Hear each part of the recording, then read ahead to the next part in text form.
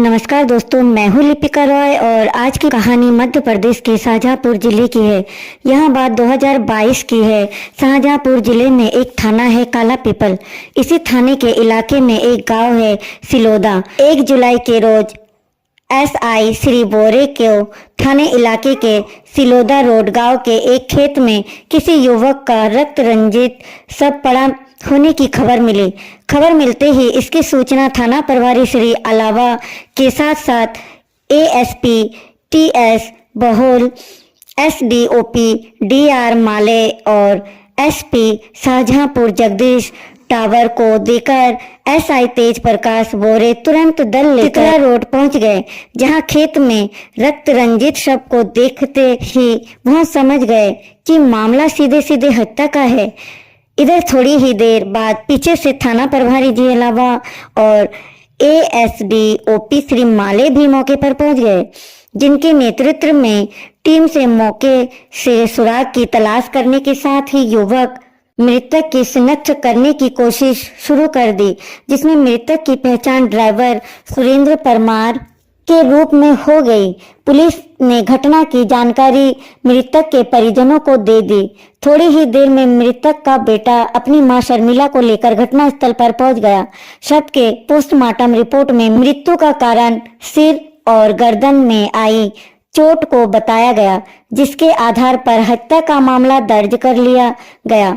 इस मामले में एसपी शाहजहांपुर जगदीश डावर ने एएसपी श्री बरोल के निर्देश और एसडीओपी डीआर मामले के नेतृत्व में थाना प्रभारी उदय सिंह अलावा की एक टीम गठित की, जो आरोपियों की गिरफ्तारी के लिए काम कर रही थी।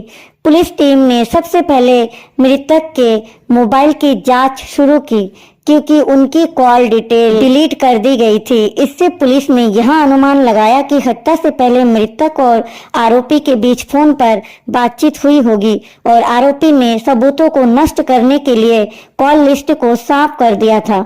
इसलिए पुलिस टीम ने मृतक के फोन की डिटेल्स निकलवाने की कोशिश की। वही मृतक और उनके परिवार की जानकारी भी जुटाना शुरू कर दिया। इस जांच में यह सामने आया कि ट्रक मालिक सुरेंद्र परमार के पास कोई ड्राइवर नहीं था, इसलिए वह खुद ही ट्रक में माल भरकर देश के भिन्न हिस्सों में आना जाना करता था। काला पीपल प्याज की बड़ी मंडी होने के कारण सुरेंद्र के पास काम की कमी नहीं थी और उसने अपनी पत्नी शर्मिला तथा इकलौते बेटे के लिए सभी सुख सुविधाएं उपलब्ध करवा रखी थी। सुरेंद्र पहले काला पीपल के भरी रोड पर और फिर टाबरा मोहल्ले में रहता था। अपनी ट्रक लेकर सुरेंद्र कई बार महीनों तक घर से बाहर रहता था। इसीलिए पुलिस ने सुरेंद्र द्वारा उसके परिवार के सदस्यों के बारे में जानकारी जुटाई। इससे हत्या के रहस्य का खुलासा होने की शुरुआत हुई। दरअसल पुलिस को पता चला कि सुरेंद्र के बाहर रहने के दौरान उसकी शर्मिला के पास कई युवकों का आना जाना शुरू हो गया था। जब पुलिस को यह जानकारी मिली तो काला पीपल पुलिस शर्मिला के पास आने वाले युवकों में से उस व्यक्ति की पहचान करने में जुट गई, जिसके ऊपर सुरेंद्र की हत्या का शक था। इस जांच में यह सामने आया कि शर्मिला के पास कई युवक आते थे, लेकिन सबसे ज्यादा आना जाना काला पीपल निवासी संदीप और उसके दोस्त श्रवण का था। यह दोनों युवक शर्मिला को आंटी कहकर बुलाते थे और अक्सर एक साथ उसके घर आते थे। इसी बीच मृतक की कॉल डिटेल से पुलिस को यह पता चला कि सुरेंद्र के मोबाइल पर आखिरी बार कॉल संदीप मेवड़ा से हुई थी। इतना ही नहीं, जिस जगह जुलाई की सुबह सुरेंद्र की लाश मिली थी, उसी जगह पर एक दिन पहले शाम के बाद संदीप और श्रवण के मोबाइल की लोकेशन भी सुरेंद्र के मोबाइल के साथ मेल खा रही थी। इन तमाम जानकारियों के बाद एसडीओपी श्री माले के निर्देश पर पुलिस ने तत्काल छापेमारी कर संदीप और श्रवण को हिरासत में ले लिया। पूछताछ के दौरान जब पुलिस ने सख्ती से सवाल किए तो दोनों ने अपना अपराध स्वीकार करते हुए सुरेंद्र की हत्या में उसकी पत्नी शर्मिला के शामिल होने की बात कबूल की। इसके बाद पुलिस ने शर्मिला को भी गिरफ्तार कर लिया। यह खुलासा हुआ शौकीन पत्नी ने अपने शौक को पूरा करने के लिए अपने पति की हत्या की साजिश रची थी। इस हत्या की कहानी इस प्रकार से सामने आई। काला पीपल प्याज की बड़ी मंडी है जिससे देश भर में प्याज की सप्लाई होती है। ऐसे में ट्रांसपोर्ट कंपनियों के लिए यहाँ काम की कोई कमी नहीं थी। यहाँ देखकर सुरेंद्र परमार ने भी एक बड़ा ट्रक खरीदकर इस काम को शुरू किया था। इस काम से अच्छी आमदनी हो रही थी और वह अपनी खूबसूरत पत्नी शर्मिला और इकलौते बेटे के लिए खुशहाल जिंदगी देने का सपना देख रहे थे। लेकिन जल्द से जल्द ज्यादा खुशियां पाने की चाहत में सुरेंद्र एक गलती कर बैठे। ड्राइवर को दी जाने वाली वेतन बचाने के चक्कर में वह खुद ही ट्रक चलाने लगे। इसके परिणाम स्वरूप जब वह काला पीपल से प्याज भरकर निकलते तो कई बार महीनों बाद ही घर वापस लौट पाते। दूसरी ओर सुरेंद्र की पत्नी शर्मिला को बचपन से ही प्यार का शौक था, इसलिए शादी के बाद कुछ साल तक तो पति सुरेंद्र के साथ उसके दिन रात हनीमून की तरह बीते। लेकिन जैसे ही सुरेंद्र ने ट्रक लेकर बाहर जाना शुरू किया, रात की तन्हाई शर्मिला के दिल पर हावी हो गई। शर्मिला जानती थी कि उसके पति सुरेंद्र के ट्रक के साथ बाहर जाने के बाद घर वापस आने की कोई जल्दी नहीं होती, इसलिए धीरे धीरे उसका मन अकेलेपन से उभरने के लिए किसी और के साथ तलाशने को मचलने लगा। बताते हैं कि इसके लिए शर्मिला ने सबसे पहले मोहल्ले के एक किशोर बच्चे को चुनकर उसे अपनी तन्हाई मिटाने का जरिया बनाया।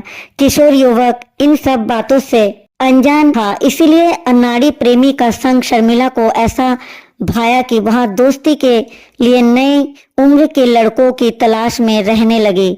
इसका एक फायदा यह था कि नए नए लड़के उसे शर्मिला आंटी कहकर बुलाते थे, जिससे पास पड़ोस के लोग उन्हें उसके बेटे के दोस्त समझते थे और उन पर ज्यादा ध्यान नहीं देते थे। इसी वजह से शर्मिला ने धीरे धीरे काला पीपल के कई युवकों से दोस्ती कर ली, जिनमें से अधिकांश वह थे जिन्हें शर्मिला ने पहले कभी नहीं देखा था।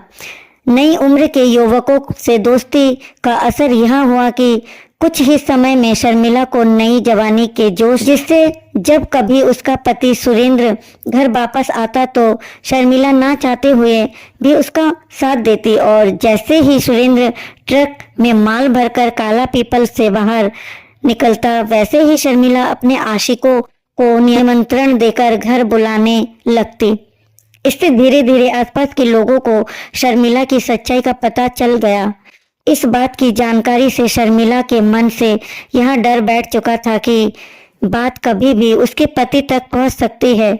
इसीलिए आखिरी बार जब सुरेंद्र ट्रक लेकर गया तो शर्मिला ने इस डर की बात अपने दो सबसे खास आशिक संदीप मेवड़ा और श्रवण को बताई। वास्तव में संदीप और श्रवण दोस्त होने के अलावा बराबरी से शर्मिला के दीवाने भी थे। दोनों अक्सर एक साथ ही शर्मिला से मिलने उसके घर आकर उसके साथ एक संगी अय्याशी का खेल करते थे। अश्लील फिल्मों की तरह मस्ती करना शर्मिला को भी बहुत पसंद था, इसीलिए वह भी इन दोनों को हर तरीके से खुश रखने की कोशिश करती थी। इसीलिए जब शर्मिला ने बताया कि मोहल्ले वालों को शक हो जाने के कारण यह बात उसके पति सुरेंद्र तक ना पहुंच जाए, इसीलिए उनकी मस्ती में भी रुकावट आ सकती है, तो तीनों ने मिलकर सुरेंद्र के वापस आते ही उसे हमेशा के लिए रास्ते से हटाने का फैसला कर लिया। उनकी योजना यह थी कि सुरेंद्र के मौत के बाद शर्मिला किसी ड्राइवर को ट्रक पर नौकरी पर रख लेगी ताकि उसे काम की कोई परेशानी ना हो और संदीप उसके दोस्त श्रवण के साथ आराम से समय बिता सके। दोनों युवक शर्मिला के प्रति आकर्षित थे और शर्मिला को भी उनका साथ पसंद आने लगा। इसीलिए तीनों ने मिलकर सुरेंद्र की हत्या की योजना बनाई और फिर उनके काला पीपल वापस आने का इंतजार करने लगे। इस बार जब सुरेंद्र ट्रक लेकर वापस आया तो योजना के अनुसार श्रवण पहले से शीतला रोड के एक खेत में हथियार लेकर बैठा हुआ था। संदीप ने उसे काला पीपल से मिलने का बहाना बनाकर सुरेंद्र को शीतला रोड पर ले जाने की बात कही। जब सुरेंद्र और संदीप वहां पहुंचे तो श्रवण ने उनका इंतजार किया। इसके बाद तीनों ने मिलकर सुरेंद्र की हत्या की और उसका शव वही खेत में छोड़कर वापस लौट आए। उनका मानना था कि पुलिस सुरेंद्र की हत्या को चुनावी रंजिश समझेगी, जिससे वह कभी पकड़े नहीं जाएंगे। लेकिन काला पीपल पुलिस ने अपनी तेजी से काम करते हुए 48 घंटे के भीतर ही तीनों आरोपियों को गिरफ्तार कर लिया। पुलिस की सटीक जांच और तेज कार्रवाई में उनकी सारी योजनाओं को नाकाम कर दिया।